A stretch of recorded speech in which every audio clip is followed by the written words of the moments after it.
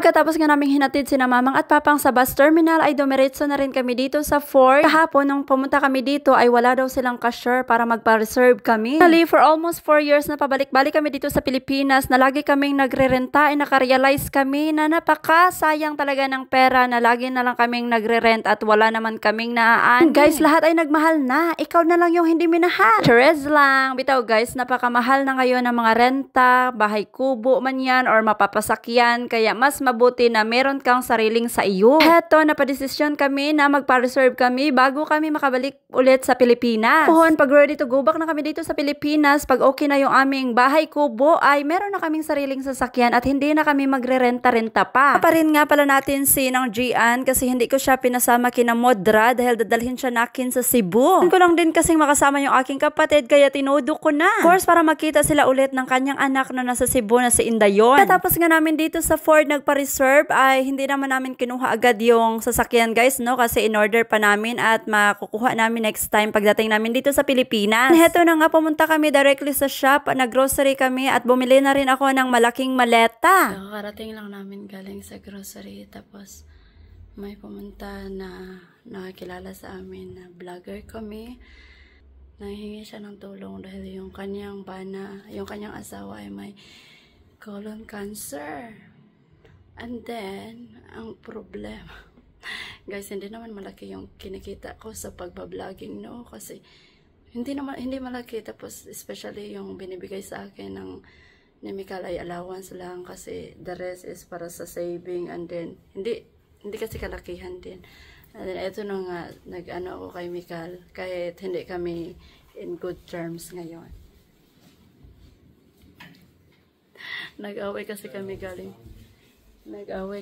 galing sa grocery shop dahil yung gusto niyang bilhin ko na luggage ay yung pinakamalaki dahil para hindi na kami bili ng bili. Tapos yung gusto niyang bilhin ko ay yung malaki, tapos yung binigay niya sa akin na pera is 2,000 lang. At saka guys, bumili rin ako ng ayan, yung grocery padalhin ko sa Poland. 2,000 na lang kapin yung natira sa akin para sa luggage. Kaya tapos ayun guys, maliit man yung tag 2,000. Ayan 2,299. Tapos yung aking pitaka, may naiwan na lang na all in all.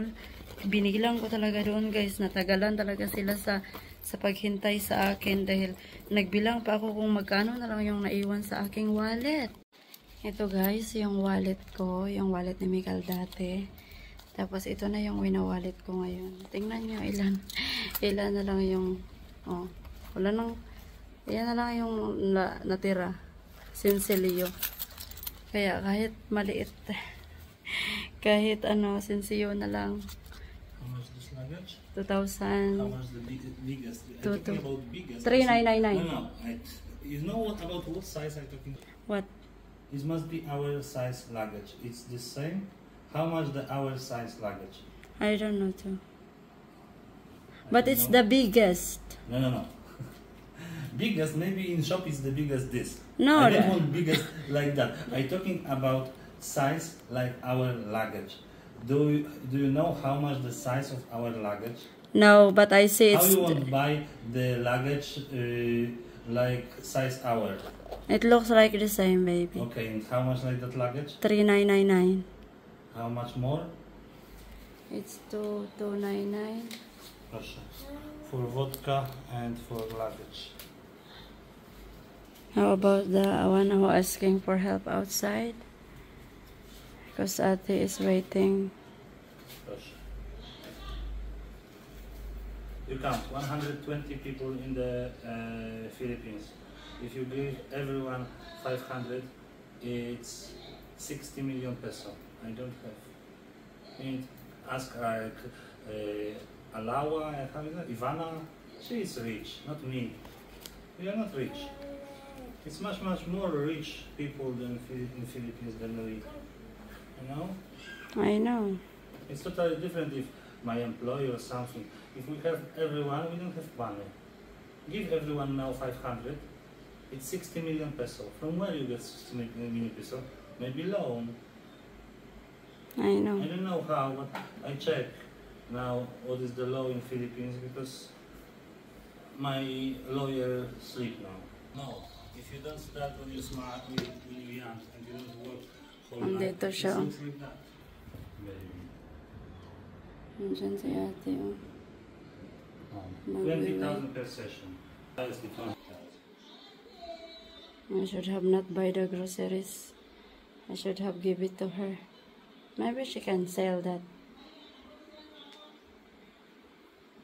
No, baby. I will tell ate that I bought the What you can my no, budget. You can give 500 and nothing more.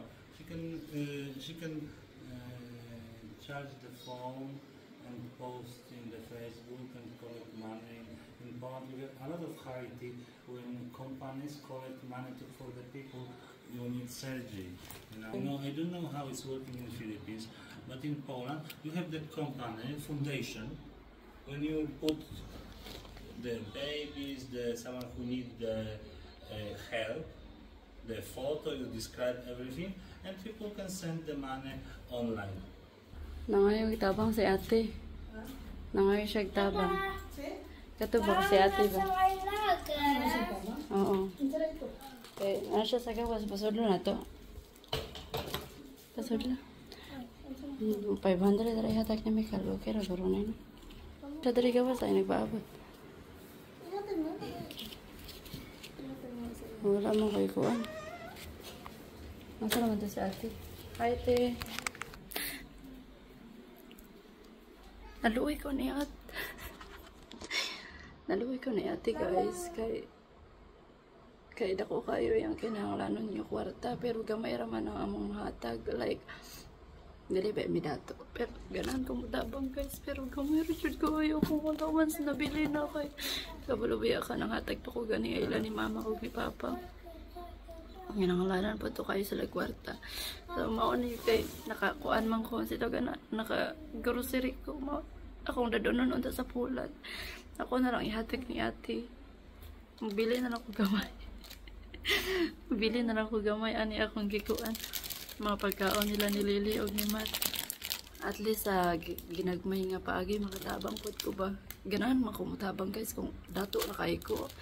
So, kung parehara ko ni Ibana alawit. Tabangan siya ko na si ate pang chemotherapy sa yung bana. Pero pila naman akong madawat kanang ginahatag ni Mikal sa ako pagagamay raman unya nakasabot ra man pud ko kay gamay raman pud ko amo sweldo kada kuan kada buwan.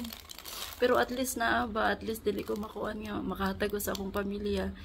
Dili kayo siya dinagko pero at least jud, guys, basta kuan bisa ginagmay at least kanunay jud masulod gani sa matyaga ra jud ka og buhat og videos at least kay kanang makakwarta ra jud ka sa social media. Dili pwede magkuan tinapulan og buhat. Ang kawalko nara nati give this to auntie na lang. So mo na akong napalitan guys. Dadalon untan ako sa Poland. So ako ano lang na i-share kay ate. Usa lang mati, usa lang ang wafer nimo kay ate na lang ng uban. Nya kape na lahat, guys. Maliit lang siya yung ano ko kasi gusto rin kainin to ni Matite. Ang tabangay ko nang be. Gamay ra kung inakuan. Okay ra na siya.